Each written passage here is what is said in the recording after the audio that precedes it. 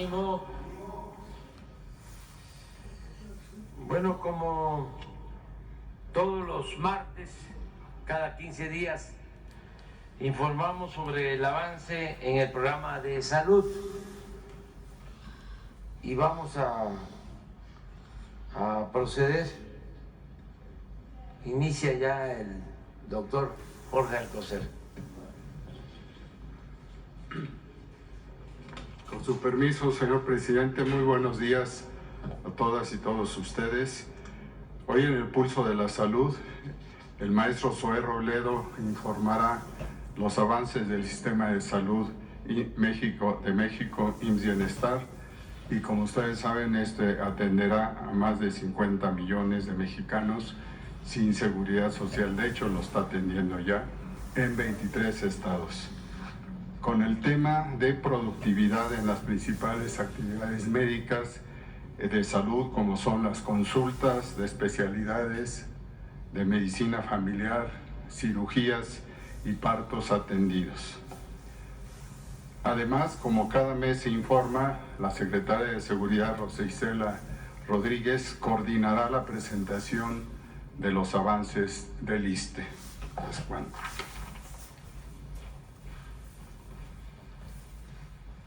Muchas gracias. Con su permiso, señor presidente, secretarios, compañeros, medios de comunicación, sobre el avance en los 23 estados por parte de IMSS Bienestar, esta institución de atención médica para las personas sin seguridad social. El día de hoy queremos informar sobre cómo vamos tanto en inversión en equipo médico, también en acciones de rehabilitación de hospitales, dignificación de espacios, también en contratación de personal en cada uno de los estados, y lo más importante, cómo estas intervenciones han ido impactando en el incremento de 4 de las atenciones médicas más básicas, más importantes. La consulta con un médico especialista, la consulta de medicina familiar, es decir, la consulta de primer nivel, y también el número de cirugías y partos que se han atendido. Si vemos a nivel global, en los 23 estados donde opera IMSS Bienestar se han contratado un total de 8.310 médicos, una inversión de 14.652 millones de pesos para la compra de equipo médico, y también se ha invertido una cantidad de 8.260 millones de pesos para conservación y dignificación de unidades médicas, que incluyen impermeabilizaciones, cambios de pisos, luminarias, rehabilitaciones de quirófanos, habilitaciones de más consultorios. Todo esto ha permitido aumentar la productividad. Hicimos un comparativo entre dos trimestres, el trimestre de enero-marzo del 2022, cuando todavía eran muy pocos los estados que habían tenido una intervención de IMSS Bienestar, y el último trimestre, el de agosto a octubre de este 2023. Y los resultados son los siguientes. Las consultas de especialidad pasaron de 278,000 a 407,000 consultas de especialidad. Es decir, ha tenido un incremento en los 23 estados en promedio del 46%. Las consultas de medicina familiar pasaron de 210,000 a 280,000, un incremento del 33%, y las cirugías pasaron de 53,000 a 60,000, es decir, se ha visto un incremento del 12% en el número de cirugías realizadas. También el número de partos ha crecido de 21,402 a 25,682. Esto en el conjunto de las 23 entidades. Ahora queremos ver cómo ha impactado esto estado por estado, siempre empezando por los estados que primero pasaron a IMSS Bienestar, hasta los que más recientemente, hace apenas unos meses, se incorporaron. En Nayarit lo podemos ver con respecto al primer trimestre del 2022, la productividad mensual de consultas de especialidad pasó de 3,967 a 14,004, es decir, un incremento de 253%. Las consultas de medicina familiar pasaron de 2,269 a 8,842, un incremento de 290%, y también las cirugías tuvieron un incremento de 80%, de 745 que se hicieron en promedio en un mes a un total de 1,341 en este último trimestre ya con IMSS Bienestar. Y los partos atendidos pasaron de 296 a 592. Lo mismo podemos ver En el caso de Tlaxcala, la productividad mensual de consultas de especialidad creció en 236%, un total de 14.300 consultas de especialidad, cuando antes mensualmente se hacían 4.200. Las consultas de medicina familiar pasaron de 3.500 a 6.130. Las cirugías de 568 a 1.295, un incremento de 138%, y los partos atendidos tuvieron un incremento de 103%, de 158 a 321 en promedio mensual. También en el estado de Colima podemos ver las inversiones que se han hecho, la contratación de médicos y cómo esto ha impactado en los servicios. La productividad mensual de consultas de especialidad tuvo un incremento de 169%, pasando de 2.650 a 7.129. Las de medicina familiar, las consultas de medicina familiar pasaron de 262 a 1.947, 213%. Este es uno de los datos que siempre impacta más, porque en el anterior modelo la consulta en el primer nivel fundamentalmente se daba con médicos generales y no la consulta de medicina familiar, que es más amplia y puede atender más enfermedades. La cirugía pasó de 658 a 724 cirugías en promedio en un mes, y los partos de 334 a 341. En Baja California Sur, la productividad mensual de consultas de especialidad pasó de 2.781 a 8.844, un incremento de 218%. Las consultas de medicina familiar pasaron de 1.798 a 2.391, y las cirugías de 607 a 753, un incremento del 24%. También los partos atendidos pasaron de 219 a 223, eso mantuvo con un pequeño crecimiento del 2%.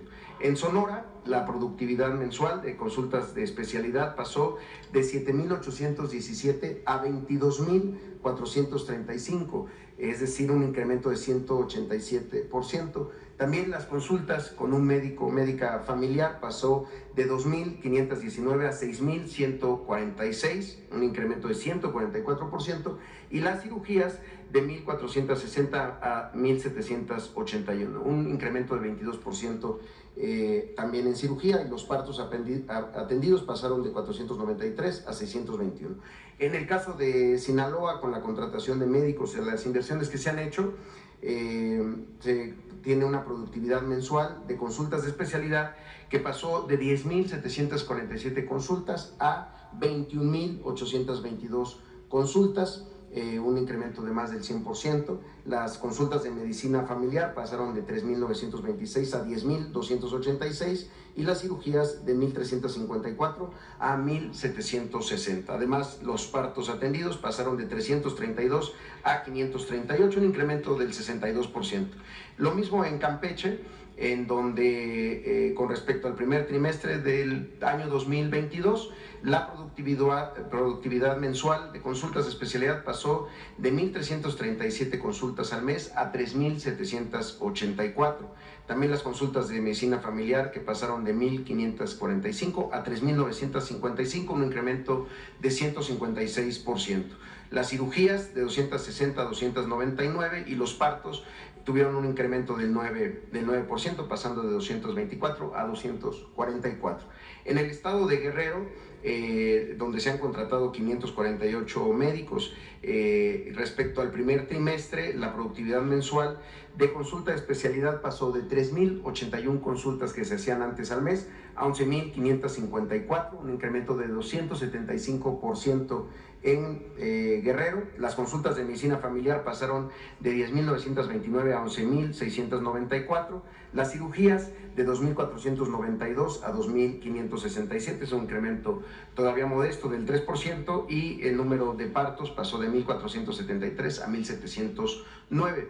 En el caso de Veracruz, también la productividad mensual de consulta de especialidad tuvo un crecimiento del 127%. Pasaron de 4.643 a 10.540 consultas al mes. Las consultas de medicina familiar pasaron de 4.397 a 9.014, un incremento del 105%. Y las cirugías de 1.462 a 1.667, así como los partos, tuvieron un incremento del 20%, pasando de 809 partos atendidos en un mes a 971. En el caso de Michoacán, al primer trimestre, en comparación con el primer trimestre del 2022, la productividad mensual pasó de 12.644 consultas de especialidad a 23.644, un incremento del 87%. Las consultas de medicina familiar pasaron de 9.335 a 10.362, también un incremento del 11%, y las cirugías se mantuvieron estables. De 2.201 se han realizado 2.223 en promedio en un mes, es un incremento del 1%. Los partos atendidos hay un incremento mayor, de 892 partos atendidos en un mes, ahora se atienden 1.293. El caso de Morelos, la productividad mensual de consultas de especialidad pasó de 10.073 consultas en un mes a 2.060, un incremento del 92%.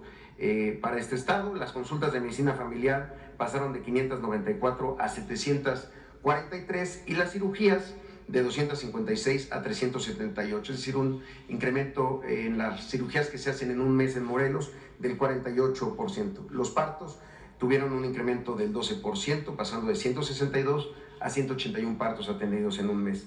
En Zacatecas, la productividad mensual de consultas de especialidad tuvo un incremento del 75%, de 1.232 a 2.156. La consulta de medicina familiar también creció de 7.590 a 10.247 y las cirugías también tuvieron un incremento del 18%. Si antes se hacían 1.870 cirugías en el estado de Zacatecas, ahora se hacen 2.207 en un mes. Los partos pasaron de 558 a 658, un incremento del 18%. El caso de San Luis Potosí también tuvo un incremento en su productividad mensual, en el número de consultas de especialidad que se realizan, que pasó de 7.015 en un promedio mensual en 2022 a 11.154 en el promedio mensual del último trimestre de 2023, es decir, un incremento del 59%. Lo mismo en la consulta de medicina familiar, que pasó de 7.200 a 7.560, un incremento del 5%, y las cirugías, que tuvieron un incremento del 1%, pasando de 1.640 a 1.656. También los partos atendidos tuvieron un incremento del 3%, pasando de 688 a 709. En el caso de Oaxaca, donde se han invertido considerables cantidades, tanto en conservación como en equipamiento, con respecto al primer trimestre del 2022, la productividad mensual de consultas de especialidad pasó de 7.450 a 8.791, es un incremento del 18%.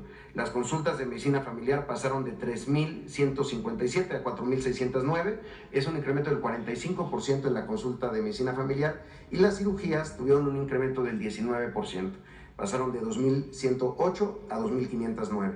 Los partos también tuvieron un incremento del 4%, de 799 a 831 partos en promedio mensual.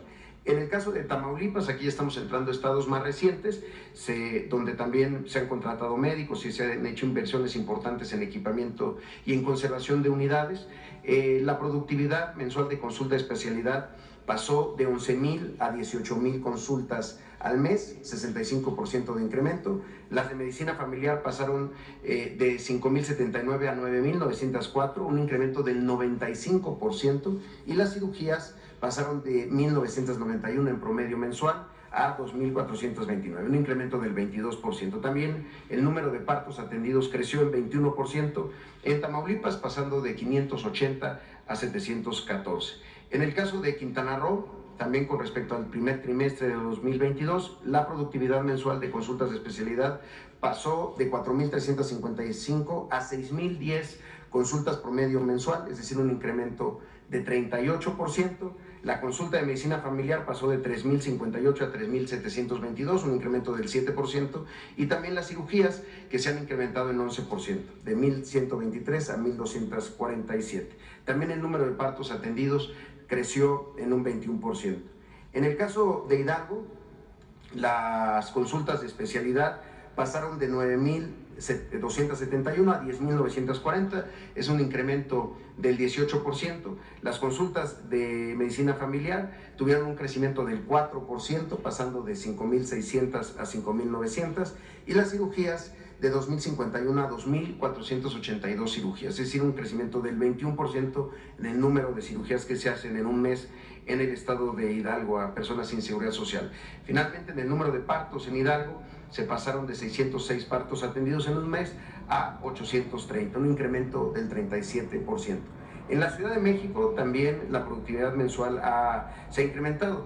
En el caso de consultas de especialidad, en un 21%, pasaron de 88,000 consultas de especialidad a 106,000. Las consultas de medicina familiar también crecieron de 72,000 a 77,000, un incremento del 8%.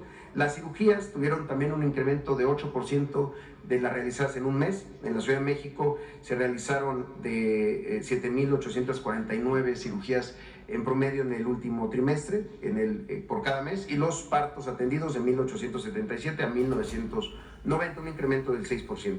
En el estado de Chiapas, con respecto también al primer trimestre, pasaron de 16,000 consultas de especialidad a 17,995, es un incremento del 12%. Las consultas de medicina familiar pasaron de 16,000 a 19,277, es un incremento del 15%, y las cirugías tuvieron un crecimiento del 3%, pasando de 4,225 a 4,372. También el número de partos atendidos en Chiapas se ha incrementado en un 21%. Con respecto a Tabasco, también hay un incremento del 49% en el número de consultas de especialidad, pasando de 15,515 a 23,117 consultas en un mes. Las consultas de medicina familiar también tuvieron un considerable incremento en 40%, pasaron de 11,600 a 16,300 consultas de medicina familiar, y en el número de partos el incremento es del 11%, de 3,025 cirugías realizadas en un mes en Tabasco a 3,358. Los partos también crecieron en un 19%. Y en los últimos 3 estados, en el estado de Puebla, la consulta de especialidad pasó de 20,185 consultas al mes a 20,791, es un incremento apenas del 3% en Puebla. También las consultas de medicina familiar tuvieron un incremento similar del 3%, pasando de 13,000 a 14,000, y las cirugías de 4,874 a 5,264 cirugías, un 8% más en un mes. Los partos atendidos también tuvieron un discreto incremento del 2%, de 1,691 a 1,725. En Baja California, la productividad mensual de consulta de especialidad pasó de 6,165 consultas de especialidad a 8,569, es un incremento del 39%. Las consultas de medicina familiar crecieron en 6%, pasando de 1,962 en un mes a 2,080, y las cirugías de 2,307 a 2,422, un incremento del 5%. Los partos atendidos pasaron de 707 a 778. En el Estado de México, donde más recientemente se incorporó y está interviniendo en bienestar, con respecto al primer trimestre de 2022, la productividad mensual de consultas de especialidad creció en un 31%, pasó de 37,638 consultas de especialidad en un mes a 49,306 consultas de especialidad en un mes. En consultas de medicina familiar, de 21,000 a 28,000 consultas de medicina familiar, un incremento del 34%, y las cirugías han crecido en 8%, de 9,188 a 9,923. También el número de partos creció en un 20%, de 4,681 a 5,617. Es cuanto por nuestra parte, señor presidente. Muchas gracias y buenos días. Con su permiso, presidente, buenos días a todas y todos.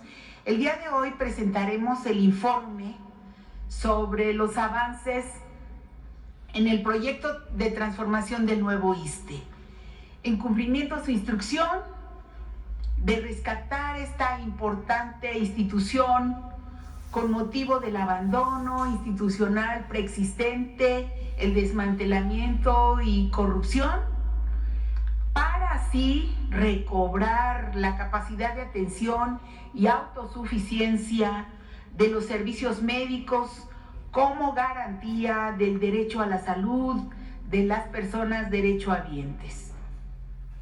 Este trabajo, hay que decirlo y agradecer, es producto del trabajo conjunto de la Secretaría de Salud, de la Secretaría de Hacienda, de la Función Pública, de la Procuraduría Fiscal, del Instituto Mexicano del Seguro Social, de Birmex, del INDAVI, de la Fiscalía Anticorrupción de la FGR y también del propio ISSSTE y por supuesto de los sindicatos y de los médicos, enfermeras, personal sustantivo administrativo del propio ISSSTE, también de la Secretaría de Seguridad.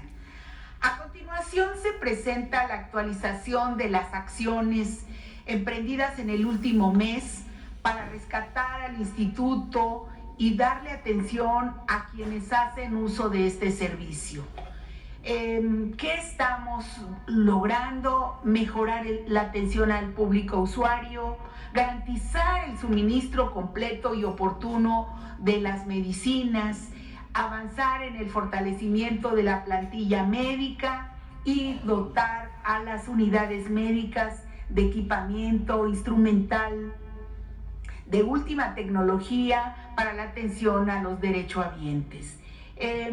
Hoy, para mostrar los avances esta mañana, contaremos con tres cuestiones. Uno, la presentación de un video que contiene el avance mensual de los trabajos para lograr el nuevo ISSSTE con la construcción de 6 nuevos hospitales. 2, los avances en contratación de personal médico y de la salud con una convocatoria abierta también de contratación, mismo que estará a cargo del doctor Pedro Centeno, director general del ISSSTE. 3, el fortalecimiento de la formación, la actualización y capacitación al personal médico y de la salud a cargo del director médico del ISSSTE, el doctor Ramiro López. Adelante con el video, por favor. Gracias. La transformación del ISSSTE en 2023 orientó sus esfuerzos en incrementar la infraestructura para mejorar la atención a sus derechohabientes y reducir los tiempos de espera. A partir de 2022, inició el proyecto de construcción de 6 nuevas unidades médicas que estarán terminadas y totalmente equipadas en 2024. El Hospital Regional de Torreón, Coahuila, contará con 250 camas sensables y tiene un avance en las obras de 62.3%. En el caso del Hospital Regional de Tlajomulco, Jalisco, tendrá 250 camas y presenta adelanto de 51.2%. El Hospital General de Tampico, Tamaulipas, lleva progreso de 48.5% y contempla 150 camas. Para la Clínica Hospital de Cabo San Lucas, Baja California Sur, que tendrá 20 camas sensables, las acciones realizadas representan 54.1% de la obra. La Clínica Hospital de Palenque, Chiapas, que contará también con 20 camas, cuenta con avance de 49.7%. El Hospital Regional de Acapulco, Guerrero, registra adelanto de 20.4% y dispondrá de 250 camas sensables. Estos nuevos hospitales no representan deuda, ya que se construyen y equipan con recursos propios. En total, se contemplan 940 nuevas camas sensables que beneficiarán a más de 6 millones de derechohabientes del instituto. Porque una mejor atención es el objetivo de nuestro trabajo para lograr la transformación del ISSSTE.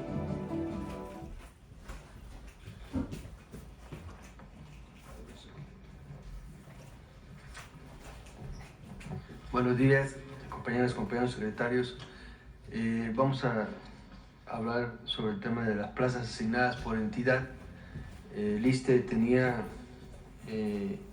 11.570 plazas disponibles, se han ya asignado 7.212 plazas, de ellas 955 son especialistas, en la rama médica 720, en rama de enfermería 3.233 y operativos 2.304. De ellos, las plazas asignadas COVID son 2.425, estamos asignando en 28 entidades y representa un avance del 62% de las plazas asignadas y con respecto al mes pasado incrementamos alrededor de un 10%, más de 700 plazas se asignaron nuevas. Como comentó la ciudadana secretaria, también el ISSSTE ha emitido una convocatoria. El día 29 de noviembre se habló la convocatoria precisamente para asignar plazas a estas 6 unidades médicas nuevas que se han comentado. Ya está en el portal del ISSSTE, en internet está la convocatoria para especialistas, ginecólogos, médicos internistas, geriatras, biomédicos, personal operativo, enfermería de especialidades, enfermería general, y son para estos, reitero, 6 hospitales nuevos que estarán en funcionamiento, como se ha comentado, en el año 2024. Y también el doctor Ramiro López Elizalde comentará el tema de Vesalius, que es un centro de capacitación y formación de recursos humanos de alta especialidad en el instituto, señor presidente. Es cuanto, gracias.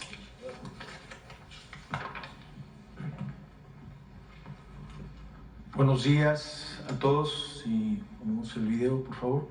Señor presidente, voy a exponerle las mejoras en salud que se han logrado en el ISSSTE con respecto a la formación de recursos humanos.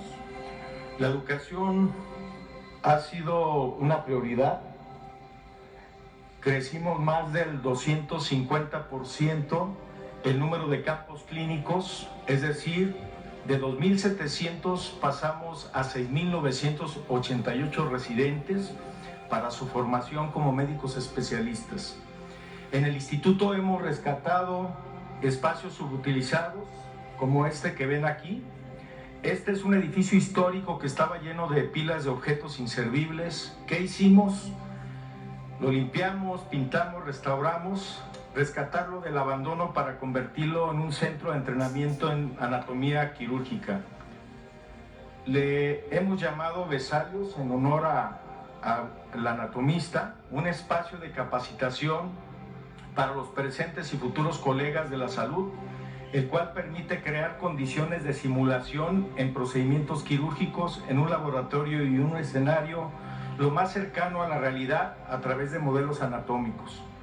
El centro, como ven ustedes, cuenta con 11 estaciones de trabajo equipadas con microscopios, así como equipos e instrumental de última tecnología endoscópica y microquirúrgica para fortalecer la formación de otorrinolaringólogos, cirujanos de cabeza y cuello, neurocirujanos, hemodinamistas, oftalmólogos, cirujanos de columna, cirujanos generales, ortopedistas, urólogos, entre otros. Además de un aula con tecnología 3D, cuenta para el reforzamiento de la parte teórica. Nuestra meta es la capacitación continua de 900 cirujanos de alta especialidad y profesionales de paramédicos y enfermeras, más de 5,000 al año de alta especialidad. Nuestra filosofía: con mejores cirujanos, mejores resultados. Juntos tendremos un ISSSTE más humano y más resolutivo.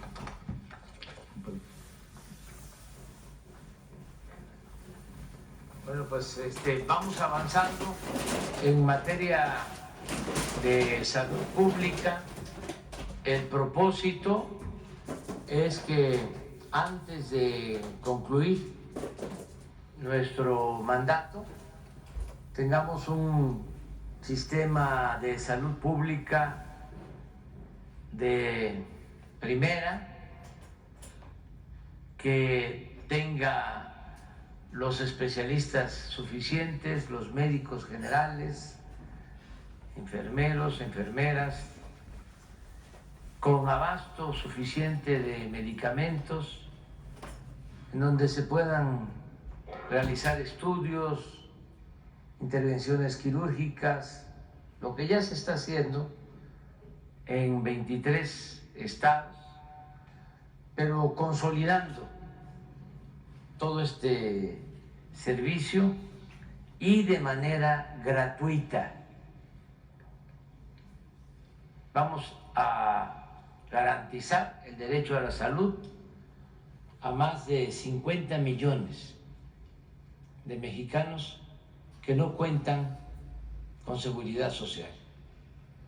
Es algo muy importante y estamos dedicados de tiempo completo a eso. Le agradezco mucho a Zoé Robledo porque, como ya es sabido, decidió no participar en elecciones y quedarse para entregar buenas cuentas en todo lo que se está haciendo con el IMSS Bienestar. Ya estamos hablando de miles de centros de salud, de hospitales, se han incrementado considerablemente, a ver si para dentro de 15 días podemos hacer una exposición sobre cuántos médicos existían en el sistema de salud pública cuando llegamos, médicos generales, y cuántos hay ahora, cuántos especialistas habían y cuántos hay ahora, más el número de camas, lo que se ha adquirido de equipos, porque ha sido una prioridad la salud pública. Y nos ha costado porque pues tuvimos que enfrentar la emergencia de el COVID-19, de la pandemia, y enfrentar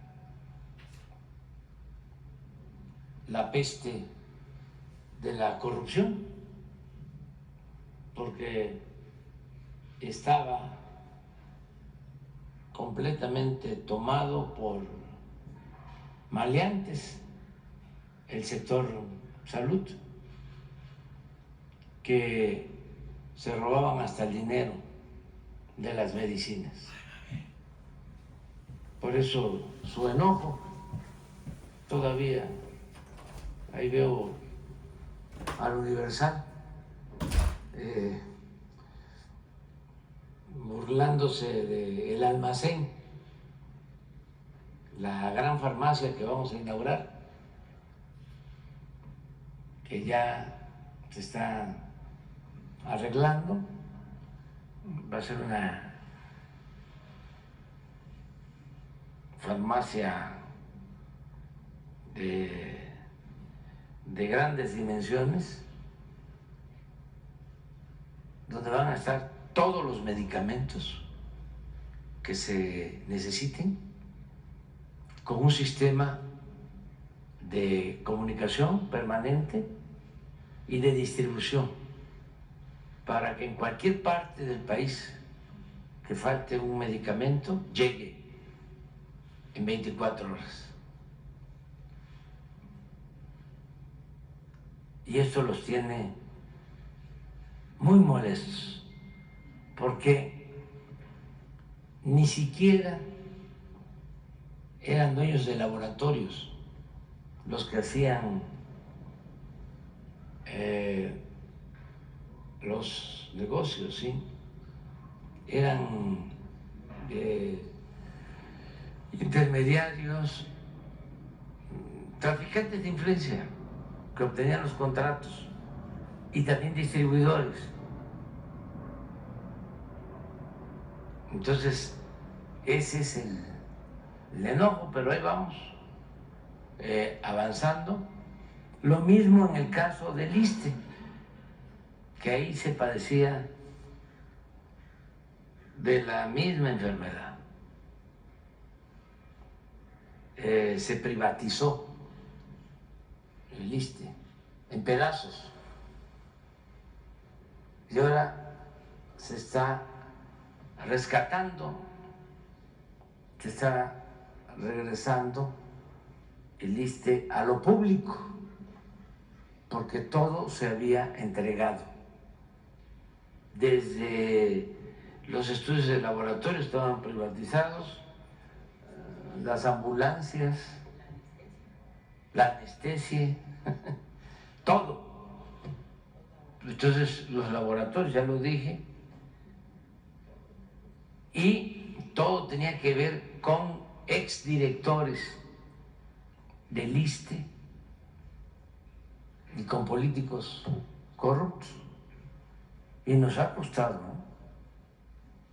Porque muchísimas resistencias no quieren dejar de robar, pero como somos perseverantes, ahí vamos, avanzando poco a poco. Y se está haciendo un buen trabajo. Imagínense que nos tuvo que ayudar la secretaria de Seguridad Pública en el caso del ISSSTE para coordinar a todo el equipo. Desde luego Pedro, el doctor Ramiro, todos haciendo labor, pero está Hacienda,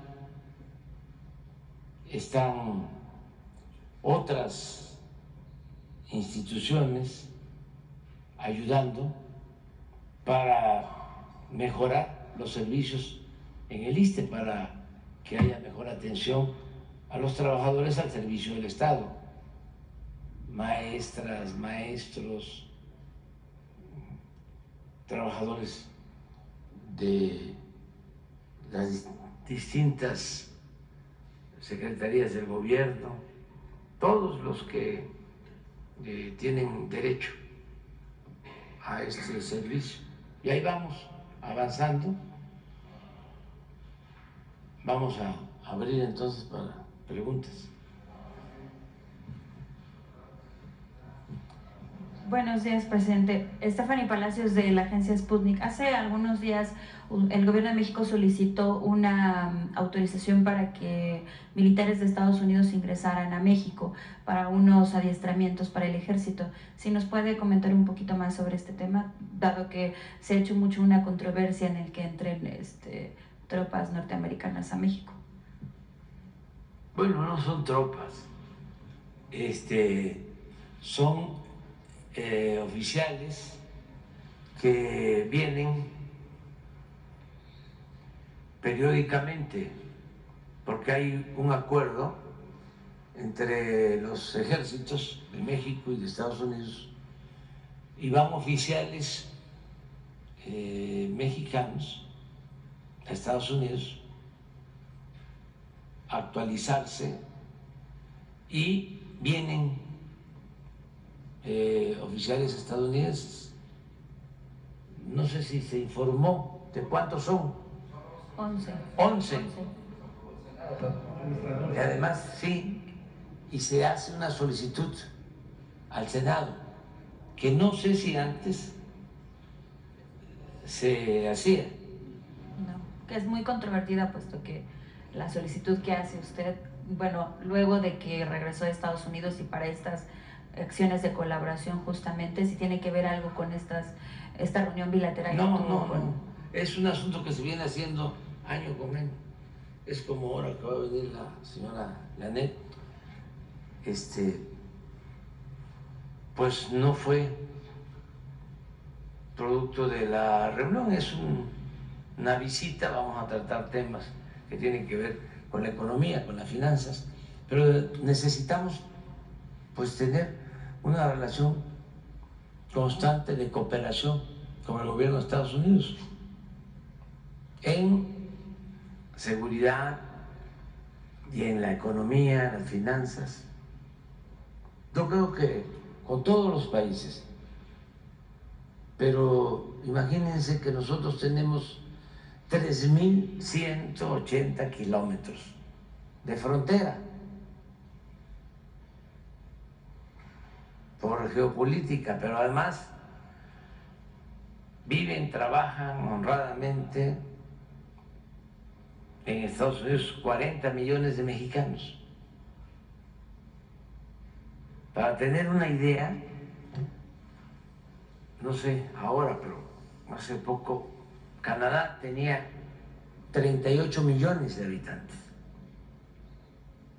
y los mexicanos que trabajan, viven en Estados Unidos, son 40 millones. ¿Cómo no vamos a tener relaciones permanentes en lo económico, en lo social, relaciones de amistad, relaciones familiares? Nada más este año pues vamos a llegar a 65,000 millones de dólares de remesas de lo que envían nuestros paisanos que trabajan en Estados Unidos a sus familiares en México.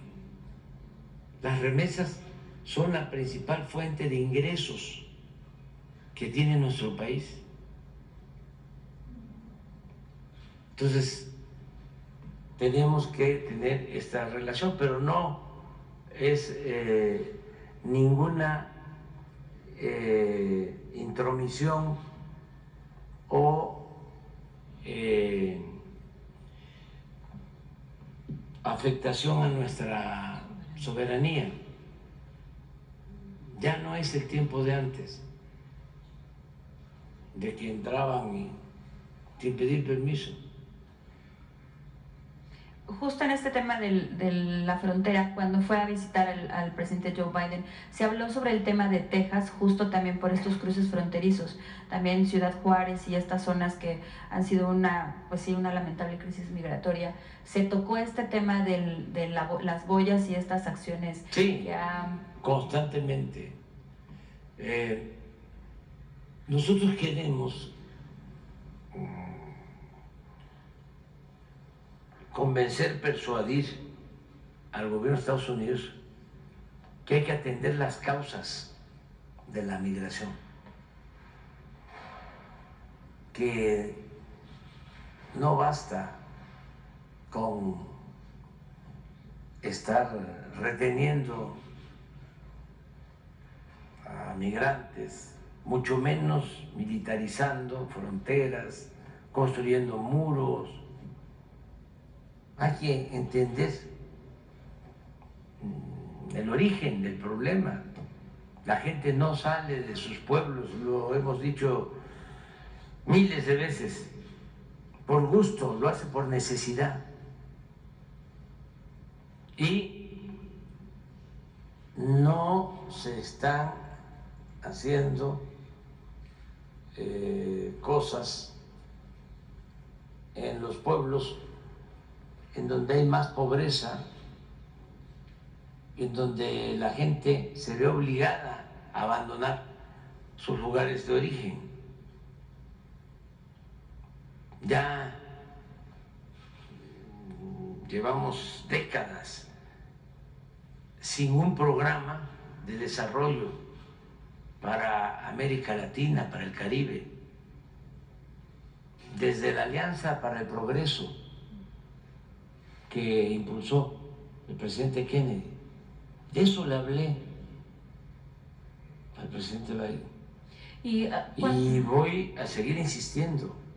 ¿Eso será en su segunda petición de, que se va a reunir con él próximamente? Si ya hay fecha, ¿es para ese año o hasta el próximo? Y a mí me gustaría que él lo planteara, que lo hiciéramos de manera conjunta, pronto, un compromiso de inversión para países de América Latina, del Caribe, y también buscar arreglos con Venezuela, con Cuba, quitar el bloqueo a Cuba,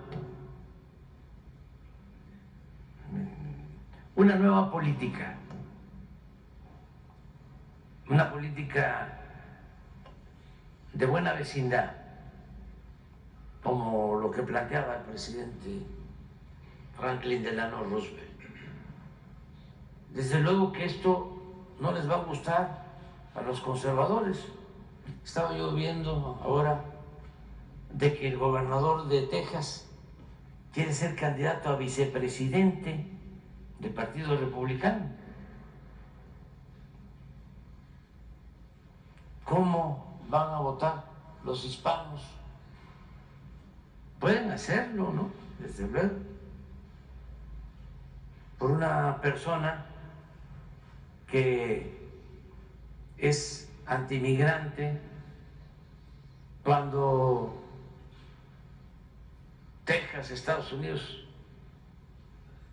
se deben a la migración, que a ese señor ya se le olvidó de que Texas pertenecía a México y que Texas está lleno de González y de Garza y de Rodríguez, como si fuese Tamaulipas y como si fuese Nuevo León. Y así todo Estados Unidos.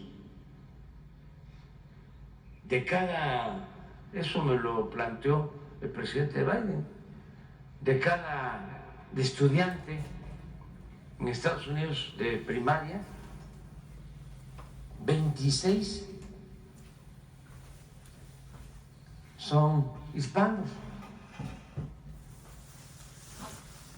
de cada 100 hablan castellano.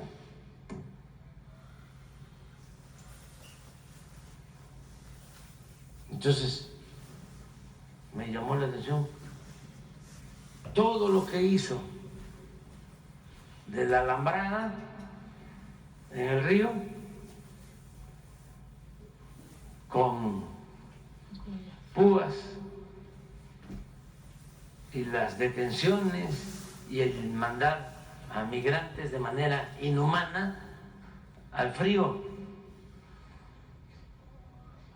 allá a Nueva York y a los estados gobernados por demócratas. Todo eso era para proyectarse como candidato a la vicepresidencia, con un poco de luz en la frente. No creo que un estadounidense vote por ese señor. Hace algunas semanas se había hablado de que un agente de la patrulla fronteriza había baleado a personas del lado mexicano. Si hay alguna información, esto fue en Ciudad Juárez, justo porque este alcalde de Ciudad Juárez, Cruz Pérez Cuellar, tiene además entre toda esta controversia dichos y entredichos presuntos. La policía de Ciudad Juárez lo que hace es quitarle dinero a los migrantes para que no puedan ir a hacer estos tratos con estos polleros y cruzar justo la frontera con Estados Unidos, que se ha desbordado un poco el tema de la inseguridad en Ciudad Juárez y hay una denuncia contra este alcalde. ¿Ustedes saben de esta denuncia en la Fiscalía Anticorrupción? No. Y porque se quiere reelegir para el 2024, parece que en enero del próximo año se Pero saldría. usted está hablándome de el Cruz presidente Pérez municipal. Sí, porque fue justo en esa ocasión que yo le había preguntado de Sí. que el agente de la patrulla fronteriza había... No, pero Y sí, su opinión sobre estas desde luego reelecciones. que no se debe de maltratar a los migrantes, ¿no? Pero estoy hablando del gobernador de Texas. Es completamente distinto. Y no tengo información sobre lo del presidente municipal de Chihuahua. Ahora, donde se tiene más presión migratoria es en la frontera de Sonora con Arizona. Sonoita y Nogales, en esa franja fronteriza, y ya se está atendiendo. Justo en Sonorita creo que también hay cierres de cruces fronterizos, Sí. pero además también importante mencionarlo, hace algunos meses se entrevistó a una mujer que, bueno, es la hija de un migrante que asesinó un granjero estadounidense llamado Gabriel Cuen-Buitimea, que autoridades del Consulado de México en Estados Unidos, justo en Arizona, esta persona fue asesinada justo cuando cruzaba la frontera. Entonces, sí, no sé si hay información, ustedes saben, de esta persona que fue asesinada, porque nunca han sido juzgados estas personas que asesinan a los migrantes. Entre todo este contexto, la acusación es de que este migrante llevaba drogas y que son, sí, delincuentes. Entonces, el caso sigue parado, no ha avanzado. Los cónsules nuestros están trabajando, ayudan, pero regreso a lo mismo. Sí, hay que atender las causas.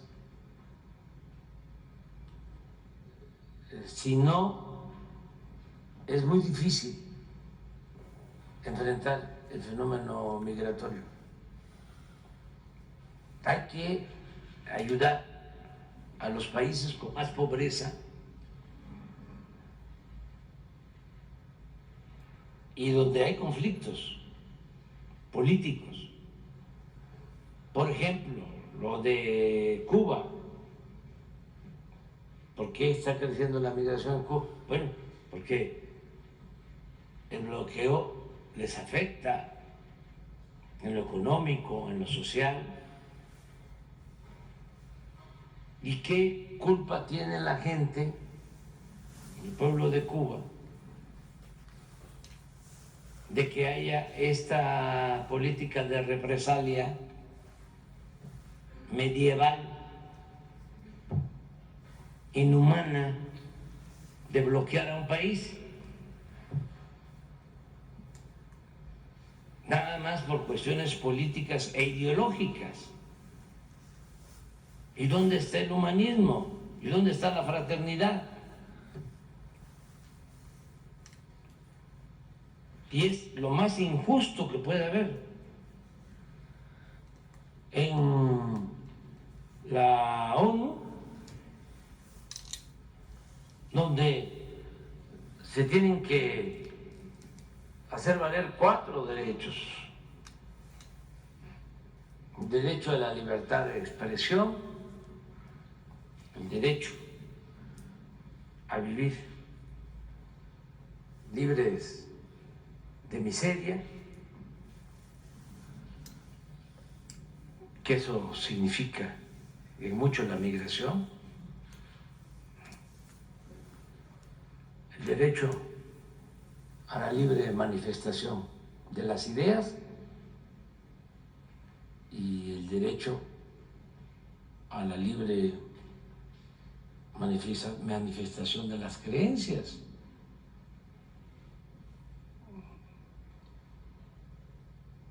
En la ONU, que se deben de respetar estos derechos, que fueron, por cierto, postulados por Roosevelt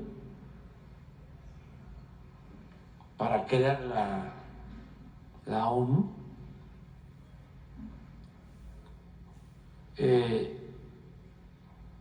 se olvida el que se debe de hacer valer la democracia y la justicia. Se vota sobre el bloqueo a Cuba y casi 200 países a favor de que se quite el bloqueo,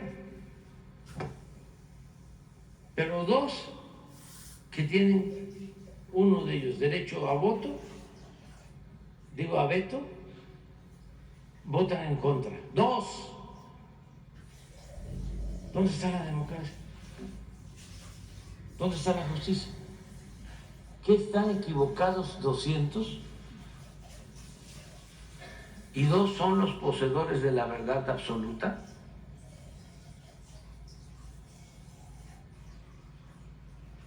Entonces, si eso no cambia, pues ¿cómo vamos a humanizar al mundo? Y vamos a enfrentar los grandes y graves problemas de la humanidad. ¿Cómo? Entonces el planteamiento que estamos haciendo es, vamos adelante. No les va a gustar a los conservadores de Estados Unidos.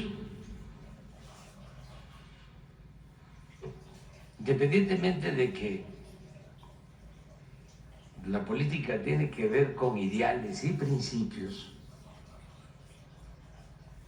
no es una actividad para la eficacia y el pragmatismo, para hacerlo políticamente correcto. Independientemente de eso, yo estoy seguro de que mucha gente también en Estados Unidos va a apoyar una medida así,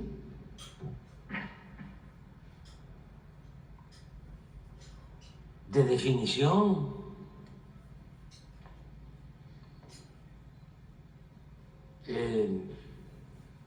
Los que son antimigrantes, conservadores, racistas, clasistas, esos no. Pero hay muchísima gente en Estados Unidos y en todo el mundo que practica el humanismo, la solidaridad, el amor al prójimo, el respeto al forastero. Mucha gente muy humana en Estados Unidos, pero ya se fija una postura. ¿Y cuál sería su opinión sobre si algunos mexicanos en Estados Unidos votaran por el expresidente Donald Trump, ahora en que se puede ver que regresa esta contienda política presidencial? Es que falta la definición. O sea, porque ¿por quién se vota? Pues necesitamos saber quiénes van a garantizar, uno, la regularización de los mexicanos que llevan años trabajando honradamente en Estados Unidos. A ver, ¿quién? Uno. Dos. ¿Quién va a atender el fenómeno migratorio?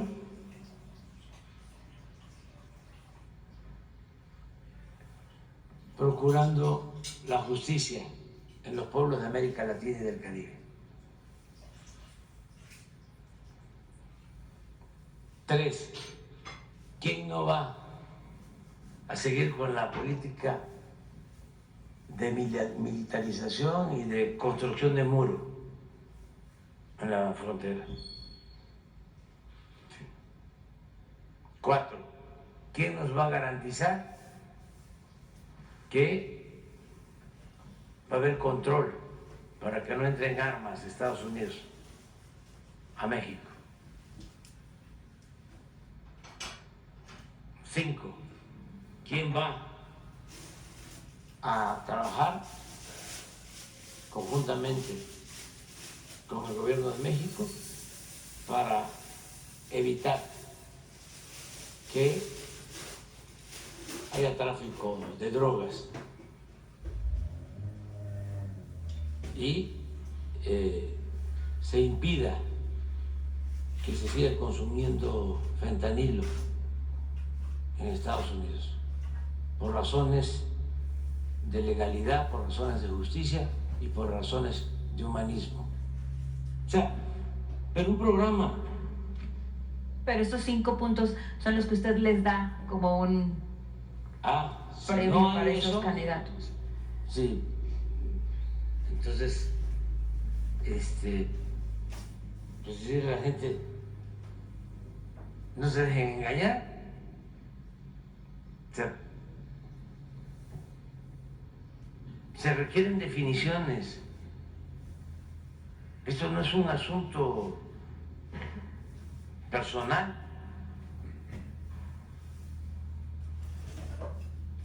Justo en el también los temas económicos. Si se va a continuar con el tratado económico, comercial, en los términos que se establecieron en la última negociación. Hay cosas en el nuevo tratado que se tienen que conservar. Por ejemplo, lo de el respeto a las decisiones de México en el manejo de sus recursos naturales, sobre todo del petróleo. Todo eso se logró. Lo que tiene que ver con el respeto de los derechos laborales de los trabajadores. Pero bueno, a mí no me corresponde hacer plan, pero sí, yo estoy seguro que si hay una definición, muchos estadounidenses van a votar por un plan así. Y ya como una recomendación adicional, pero eso sí tiene que ver más justo hablaba con Estados Unidos, pero que garanticen el derecho a la salud pública,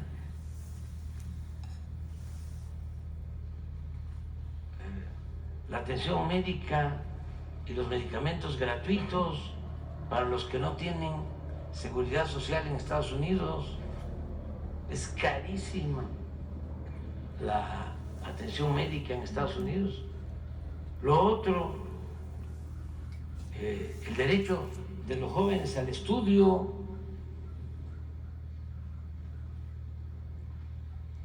Otra cuestión que es fundamental, que se otorguen becas a las familias para que los jóvenes permanecen 2 años más en la casa, o 3, o 5, o hasta que quieran, y que se les esté dando a los padres un apoyo para que los jóvenes no salgan del hogar, que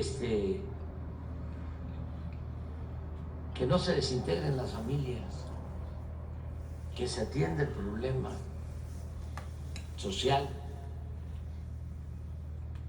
la descomposición social que existe, para poder enfrentar lo de las drogas.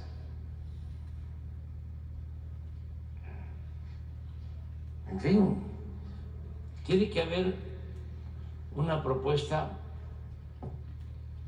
bastante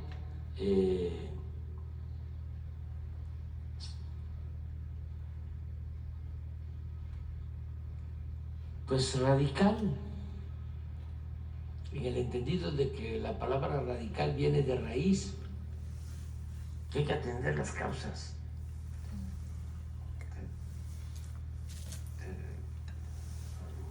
Una propuesta de cambio verdadero.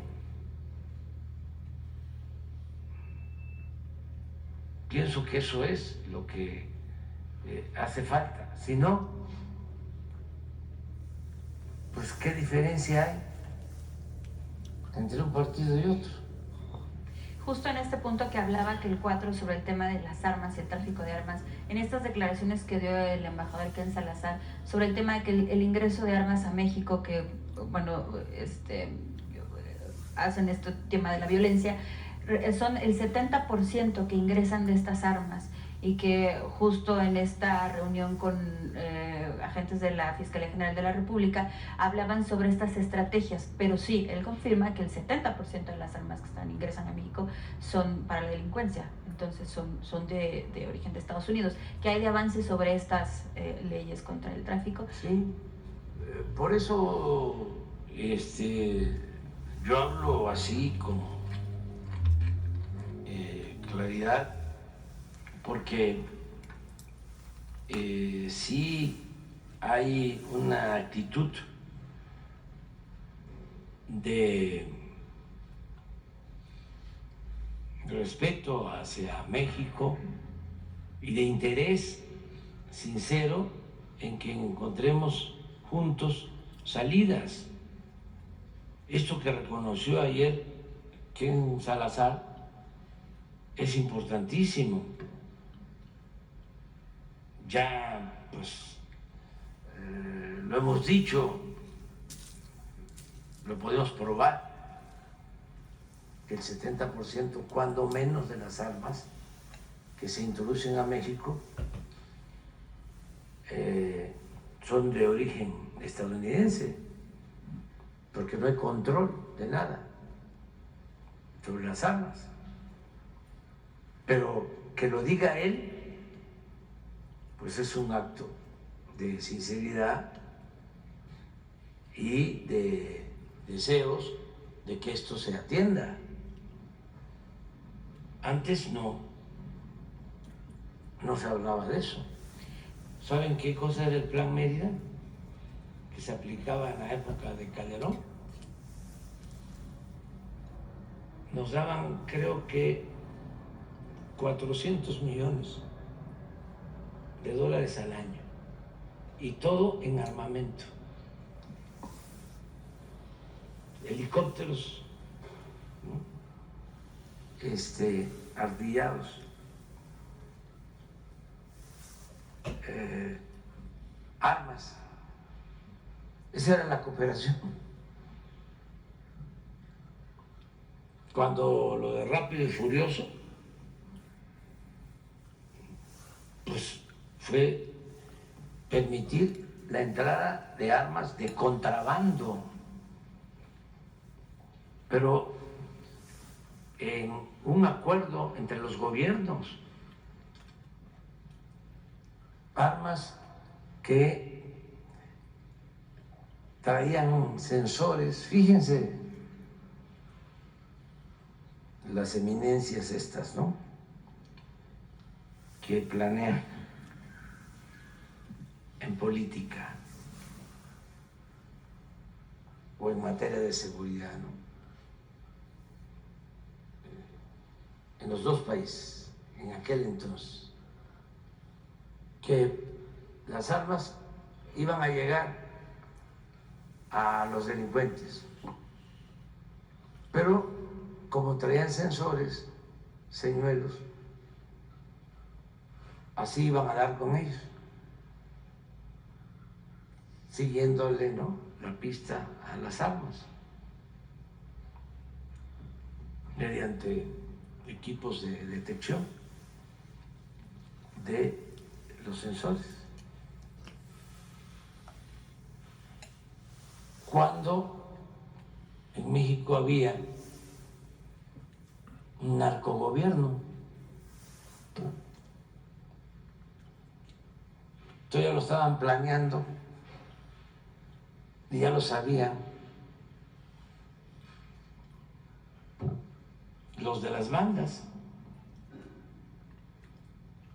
Y claro que les llegaron las armas, nada más que les quitaron los sensores y, lo peor, las usaron para asesinar personas, mexicanos y extranjeros, con una violación flagrante a la soberanía de nuestro país. Pero así era. Ahora no, ahora es distinto.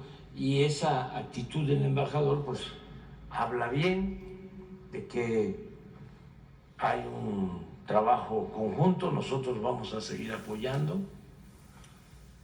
para enfrentar el flagelo de la violencia. Y esta visita que tiene con la Secretaría del Tesoro y hablar sobre este tema de control financiero, se hablará sobre el tema de las inversiones extranjeras, sobre todo en empresas chinas, que ha sido una controversia total por el tema de que se ha acusado a México de que es o sea, llegan aquí precursores de China. Entonces sí, también se va Sí, a no dejar que... Es probable que salga, pero nosotros no podemos negarle a nadie que venga a invertir a México. Nosotros lo que hemos estado sosteniendo, y se ha avanzado bastante, es de que se fortalezca la inversión en América del Norte y se consolide América del Norte como una región importante en lo económico y en lo comercial, y se ha venido logrando ese propósito y está llegando mucha inversión extranjera, muchas empresas de Asia se están trasladando a México, tenemos récord en inversión extranjera por esa